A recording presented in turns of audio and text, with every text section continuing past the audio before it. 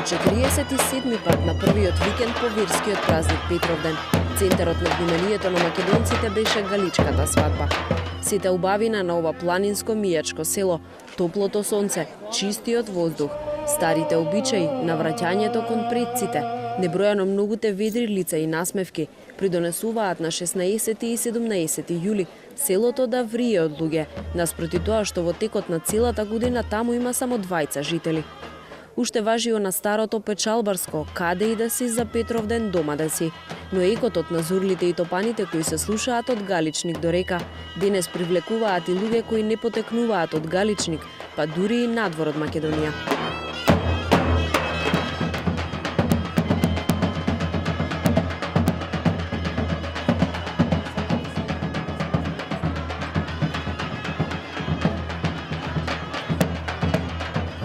Годинава на веќе познатиот и неверојатно автентичен начин со сите адети на предците се венчаваа галичанецот Љупчо Равановски и кумановката Верица Митричка.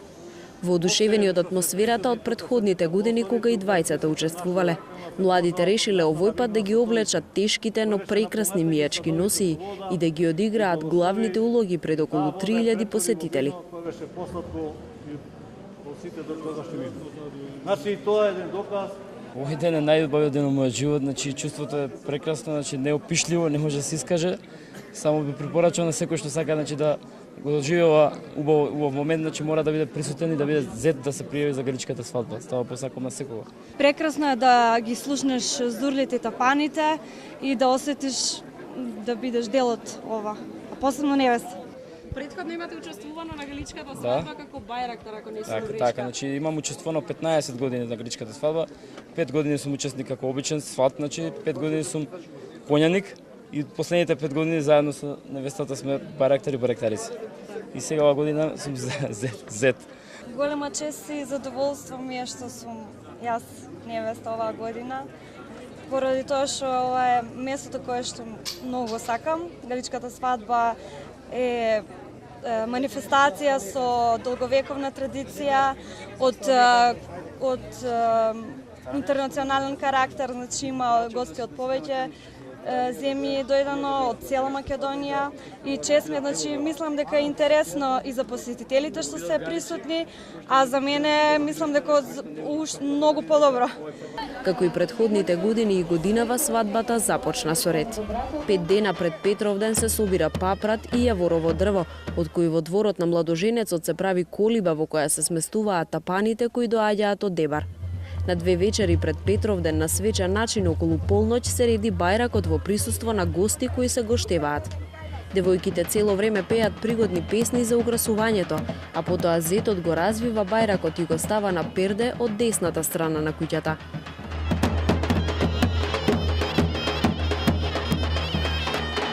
Спроти Петровден од спротивната страна на селото тапаните го најавуваат своето доаѓање со свирење на езгија, а помладите излегуваат да ги пречекаат. Пред куќата на младоженецот се изведува обичајот играњето на свекрвиното оро.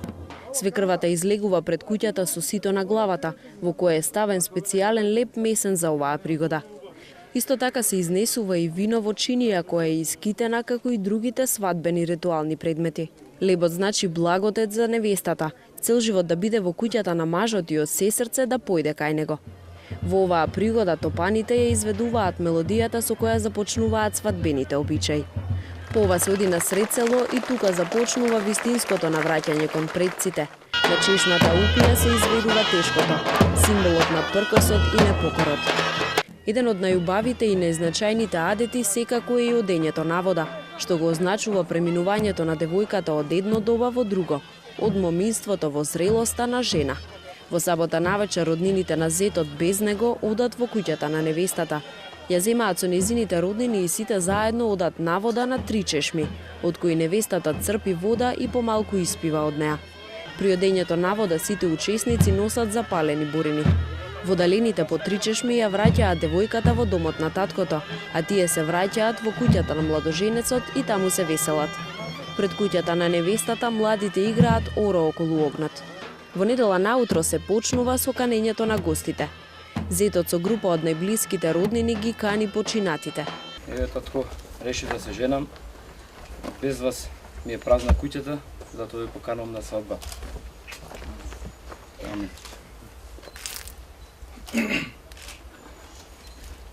Оваа година зетот Љупчо отиде на гробот на владиката Арсений во старата црква Света Петка на дното на селото, наместо како што претходно се одело на гробиштата кои се понедостапни за туристите. По доаѓањето од гробишта, зетот, стариот побратим, останатите побратими и поблиските роднини го канат кумот со истата карта со вино украсена со цвеќиња како и на гробишта. Сте благословени, ќе дојдеме. Живи, здрави. Значи момчето го кани кумот, а роднините ги кани млада невеста со придружба, исто така со карта со вино и цвеќиња. Откако ќе се покани кумот, зетот го подготвуваат за венчавање. На многу свечен начин стариот побратим го бричи зетот пред сите присутни на чешмата упија. Пред да почне бричењето на младоженецот, тој бара прошка од своите домашни и од најблиската рода и на сите им бакнува рака. Во оваа пригода се пеат стиховите: "Отклони се од мајка, од татко, приклони се кон млада невеста." По бричењето зетот се мие со вино до 3 пати, а стариот побратим на капата му закачува париче. Тогаш зетот е спремен да тргне по својата невеста. Поворката од свадбари сите качени на коњи. Се упатуваат кон невестата каде ги пречекуваат домашните. По пристигнувањето на стројниците, односно сватовите, бајрактарот го предава бајракот кој се става на прозорецот од куќата на невестата. Побратимот го води коњот на зетот пред главната врата каде девојката го гледа низ прстен велејки: "Низ прстен те гледам, во срце да ти влезам." Зетот им бакнува рака на своите роднини и на роднините на невестата, а потоа му се става риза на рамото. Потоа се строева девојката. На поставената софра во дворот седат најблиските роднини на зетот, а свекрвата од дисагите ги вади подароците и девојката и бакнува рака. Тогаш девојката се облекува во невестинска носија и се качува на коњ. Откако ќе ја променат невестата, стариот побратим чука на вратата на клетот за да му отворат и да ја поведе невестата. Од внатре жените што ја поведуваат невестата бараат бакшиш. Тој се погаѓа со нив и им пушта под вратата по некоја ситна пара. Потоа се отвора вратата и ја поведуваат невестата. Побратимите на момчето го земаат чеизот, ковчезите ги товараат на коњ. Се носат надесно за среќа на невестата, за да не се поврати назад во татковиот дом. Кога се тргнува невестата, до 3 пати се поклонува на куќата. По неја тргнуваат стројниците, а по нив свадбарите и овој пат предводени од бајрактарот. Тогаш конечно се оди в црква. Следи венчавањето, за време на кое пред црквата се изведуваат тешкото, невестинското и други ора.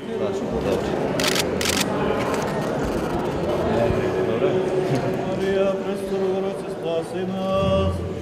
Сите свети и сами Семен Дух, сиот нашиот на Христа Бога да го има дома, дечина, има им кршат, им ломат нешто. По излегувањето од црква повторно се оди на вода. Обичајот се изведува на старата чешма Упија во центарот на селото, а веднаш потоа невестата се заигрува.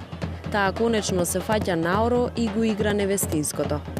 По ова се крши грне полно со ореви и шеќер, а младите се надпреваруваат кој ќе земе од оревите или од парчињата скршено грне, за да им се врати истата радост. На крај се испраќаат топанарите и се даруваат со пари. Крајот на свадбените церемонии е со дарување на младите. Љупчо и Верица годинава добија многу подароци, меѓу кои и икона на Свети Климент, како и павти кои се редат на стомакот, за кога ќе забремени невестата, тие да ја чуваат од уроци.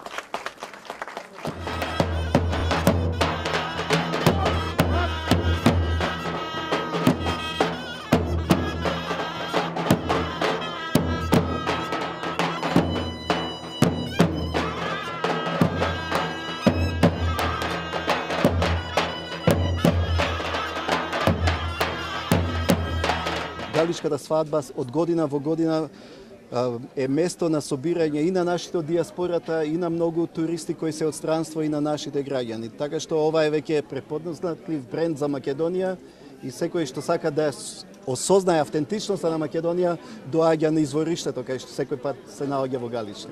Чувството е навистина прекрасно да бидете дел, ќе кажам, од вековната македонска традиција, од обичаите, од сето она што ја отсликува автентичноста и оригиналноста, ќе кажам, на оваа манифестација Галичка свадба. Дали прв пат сте на галичка свадба или може би имате потекло од овде? Имам потекло по мојата сопруга, инаку не сум од овде, а свадбава ја пратам повеќе од 35 години.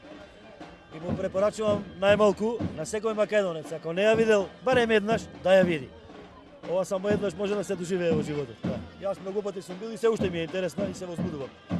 Тоа е впечатливо за оваа година за разлика од претходните според вас? Па може би нема ништо карактеристично, што знам дека малку е сценариото променето. Гужва е секако, посетители има многу, преседателот е присутен, народот е задоволен и тоа е се. Кој е најубавиот дел од целата манифестација? Дали природата, или носиите, или музиката? Па се е впечатливо, за мене највпечатливо е одењето на вода. Прв пат ли доаѓате во Галичник и на Галичка свадба? Да, прв пат сум во Галичник.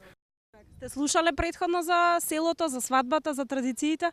Чувал сам од дядо ми, зашто моја прапрадядо Сум слушал од дедо ми, мојот прапрадедо е Томо Томовски. Тој пораснал тука, потоа сме се преселиле во Бугарија. Сега сите роднини се враќаме да видиме каде ни е куќата. Сега родот се вршта да си видиме каде ни е куќата и да видиме как се тука празненствата. Што од обичаите најмногу ви се допадна? Ми се допаѓа тешкото. Многу убаво играат мажите. Не сум видел такво нешто во Бугарија. А носиите ви се допаѓаат носиите? Да, хубави се. Убави се носиите, многу се шарени. Имате ли некоја слична манифестација на галичка свадба во Бугарија? Така да правиме свадба. Имаме за априлското востание настан кој се одржува во Копривчица. Со многу убави носи, пукаме со пушки, има многу луѓе, пијалоци и храна. Ама тоа не е свадба, тоа е востание. Ама не е свадба, тоа е востание. Мораме секако да ги споменеме и посебно убавите мијачки носи, зачувани како единствени не само кај оние во матичната област, туку и кај преселниците во другите предели на Македонија. Сите одлики на општествениот живот на мијаците се силно изразени преку носијата. Како резултат на тоа, таа се задржала непроменета во својата позната форма скоро до денешни дни. Машката мијачка носија е компонирана со бројни облеки од дебела волнена валана клашна. Ги носи сите белези на планинско-сточарска носија. Составена е од кошула, горна до појасна облека наречена минтан, бечви, појас, долама, кепе, зобан, чорапи, објала, опинци, капи и ќустек. Бечвите можеле да бидат бели или црни украсени со гајтан. Кошулата е изработена од тенко домашно памучно платно, со рамно кроени и широко отворени ракави и набрани со помош на белегија, еден вид манжетна. Машката носија ја изработувале терсии кои ги украсувале и одделните делови на носијата, а појасот го ткаеле девојките или жените. Мажите на главите носеле тунов фес со пискул. Носијата на жените ја карактеризираат белата долна платнена кошула со ракави богато извезени со специфичен вез и обилни црвени волнени рески, како и повеќе клашнени облеки со раскошна декорација од црмен вез и црвени гајтани. Изразито богатата народна носија е надополнета со прекрасен масивен метален накид. Моминската носија се разликува од невестинската. Момите носеле кошула, но без ракави како невестите. Носеле и елече и минтан. Предниот дел на елечето и минтанот биле везени со срма, а се запетлувале со сребрени или златни петлици изработени од ќувенџии. Ова галичка носија, поготово женската, многу ценета, многу скапа и жената, галичаните, поскапо ја облекувале од машката, зашто ни оделе на печалба целата домаќин лук и товар во фамилијата го водела рачун и сметка жената и затоа поскапа носија и купувале, а машката е поевтина, ама многу ја ценеле. Ние ги облакаме, невестата ја облакаме на свадбата, а и други облакаме како свекрва, како така нивни пријатели кои што немат ношни и така душо. А ношните ни се преку 100 години. Како издржувате со толку тешка носија на себе по толку жешко? Не ми е проблем, значи ми е мерак, убаво се чувствувам, не осеќам топлината едноставно. Галичката носија има низалка, таа е направена од сребрени пари, украс на галичката носија и таа е на игла што ставаат над каленќарот, таа е шамијата да речеме, народно кажано. И има една игла и таа е исто сребрена, изработена и таа е уникат, например, таа е преку 100 години стара. А ношната трае 22 кила. Тешка 22 кила носијата. Што е тешко? Да, носијава тежи околу 27 кг, не знам точно колку. Значи, накитот повеќе тежи. Воопшто не ми е тоа. Зашто волната, мислам, делот од волната, таа као тежина тежи, а делот од волната термоизолација прави на телото и нормално е, значи, исто се чувствуваш кога седиш на сонце и кога си под сенка, значи истото приносичеш. Што се изработени носиите? Носиите се изработени од чиста волна. Мислам, клашеникот е од чиста волна. А ова, да речеме, минтан, зоб, ова што имат на невестава, бечви се машки, на младожената, бечви се тие викат. А овде има доста на невестава, многу има. Од низалки, од игла, од се има, демек тие на чисто. Ја трвами кога шиле шнајдерите 3 месеци шиле, тие носи 12 ношни што биле.